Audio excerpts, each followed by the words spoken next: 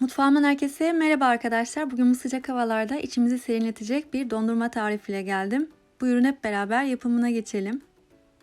Evet, şimdi ilk olarak tenceremin içerisine 1 yemek kaşığı salebi aldım. Üzerine de yarım litre yani 2,5 su bardağı soğuk sütü bırakıyorum.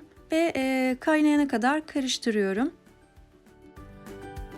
Bakın kaynamaya başladı. Şimdi bu aşamada ocağı hızlı bir şekilde en kısa getiriyorum ve yine karıştırmaya devam ediyorum. Bu işlemi tam 10 dakika boyunca yapacağım arkadaşlar. Bir yandan karıştıracağım. Bunu neden yapıyorum? Sütün içerisindeki su oranının tamamen kaybolması için. Sütümüz kaynarken tavamın içerisine çekirdeklerini ayıklamış olduğum kirazı bırakıyorum. Üzerine de yarım su bardağı toz şeker ve daha sonra karıştırıyorum. Bunu ne kadar yapacağım arkadaşlar? Kirazlar tamamen yumuşayana kadar pişirmeye yani soteleme işlemine devam edeceğim. Öncelikle biliyorsunuz kiraz suyunu salacak. Saldıktan sonra böyle daha jölemsi bir kıvama gelecek. İşte o sırada zaten yumuşamış oluyor. Kiraz yerine arzu etmiş olduğunuz herhangi bir meyveyi kullanabilirsiniz. Evet, büyük büyük kabarcıklar oluşmaya başladı. Bu çok kısa bir süre içerisinde oluyor arkadaşlar. Hemen sütümüze de bakalım. Yaklaşık 10 dakikadır ben kaynatmaya devam ettim. İçerisindeki su oranı da artık eksildi gördüğünüz gibi. Ocaktan alıyorum. Soğumaya bırakacağım. Kiraz da artık yumuşadı. İstemiş olduğum kıvama geldi. Kesinlikle suyunu çektirmiyoruz. Suyu da bize lazım. Artık hazır olan kirazı da ocaktan alabilirim. Evet, kiraz tamamen soğudu. Aynı şekilde sütümüz de tamamen soğudu. Şimdi bu aşamada bize bir mutfak robotu lazım. Kirazı suyuyla beraber mutfak robotunun içerisine alıyorum. Kapağını kapatıyorum ve robottan geçiriyorum. Tamamen incelmiş olacak bir şekilde. Hemen kıvamını da göstereyim size. İyice artık yoğunlaştı. Şimdi üzerine soğumuş olan sahlepli sütü döküyorum. Ve tekrardan arkadaşlar kapağını kapatıp robottan geçiriyorum. Böylece iyice incelmiş olacak.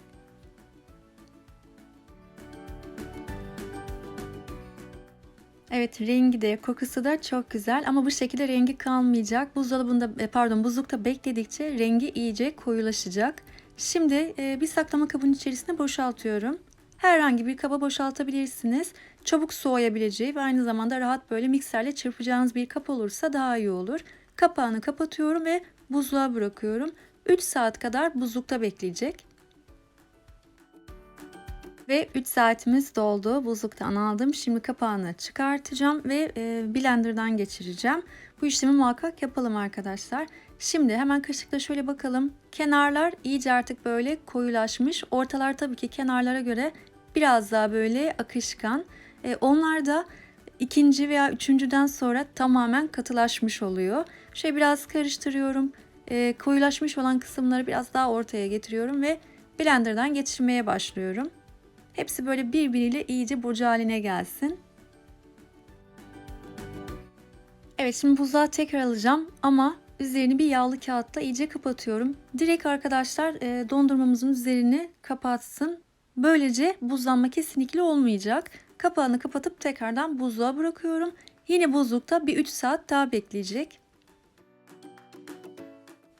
Evet, ikinci, üçüncü saatimiz de doldu. Tekrar buzluktan aldım. Kapağını açacağım ve blenderdan tekrar geçireceğim. Yağlı kağıdı yırtmadan çıkartalım çünkü tekrar kullanacağız. Evet, artık dikkat ederseniz kıvamı iyice böyle katılaştı. Hatta orta kısımlar da ilk baştakine göre daha koyu bir kıvama geldi. Tekrar blenderdan geçiriyorum.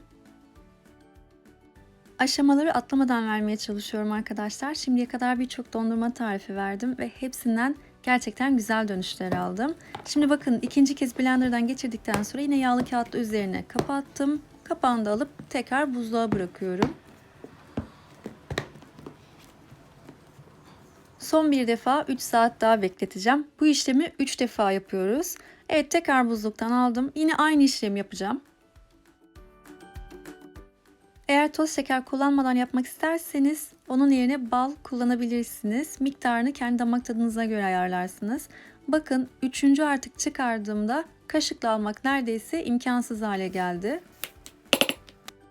Kiraz yerine vişne kullanabilirsiniz. Çilek olur, kayısı olur, şeftali olur. Mevsim meyvelerinden elinizde hangisi varsa, hangisini seviyorsanız ya da buzluğunuza atmış olduğunuz meyveler vardır. Onlarla da yapabilirsiniz. Evet, üçüncü kez de blenderdan geçirdim. Kaşıkla şöyle bir düzeltiyorum yüzeyini. Yağlı kağıtla tekrardan yüzeyini kapatıyorum. Dediğim gibi muhakkak dondurmanın üzerine değsin ki buzlanma olmasın. Bu da aslında dondurmamızın püf noktası. Tekrardan buzluğa kaldıracağım. Artık dondurmam hazır. 5 en fazla 6 saat sonra servis edebilirsiniz.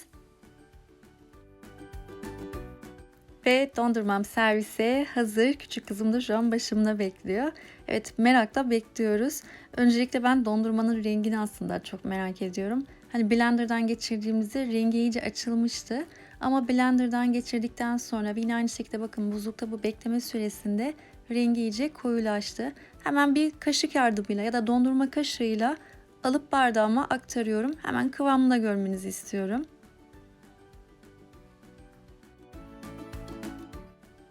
Kıvamını görüyorsunuz. Tam dondurma kıvamında. Lezzeti ise inanın hazırlardan daha da lezzetli. Çok güzel oldu. Şimdiye kadar neden kiraz yapmadım diye çok düşündüm. Hani kavunlu yaptım, çilekli yaptım, muzlu yaptım, limonlu, yoğurtlu dondurma yaptım. Ama hiç kirazlı denememiştim. Kesinlikle tavsiye ediyorum size. Eğer kiraz sevmiyorsanız ve yani farklı meyvelerle denemek isterseniz deneyebilirsiniz. Hepsiyle çok güzel olacak. Malzeme listesini her zaman olduğu gibi videomun açıklama kısmından bulabilirsiniz. Şimdiden deneyeceklere kolay gelsin, afiyet olsun. Üzerine fındık kırığı serpiştiriyorum. Damla çikolata veya çikolata sosu da dökebilirsiniz veya sade, tamamen size kalmış. Ya da son dondurma işlemini yapmadan önce içerisine bu fındık kırığı, badem kırığı olur, damla çikolata olur. İçine koyup bu şekilde karıştırıp son hani buzlukta bekletme işlemini bu şekilde yapabilirsiniz. O zaman içinde olacaktır dondurmanın. Biz bu güzelliği sadece sevdik demeyeceğim. Bayıldık, bittik. Gerçekten çok lezzetliydi çünkü. İnanın abartmıyorum. Deneyeceğiniz zaman inşallah bunu sizler de göreceksiniz. Ve videomun sonuna da geldik. Umarım sizler için de keyifli bir seyir olmuştur. Varsa yapmamı istediğiniz bir tarif yorum kısmına yazarsanız en kısa zamanda yapıp paylaşmaktan mutluluk duyarım. Bir diğer videomda görüşmek üzere. Hoşça kalın, sevgiyle kalın.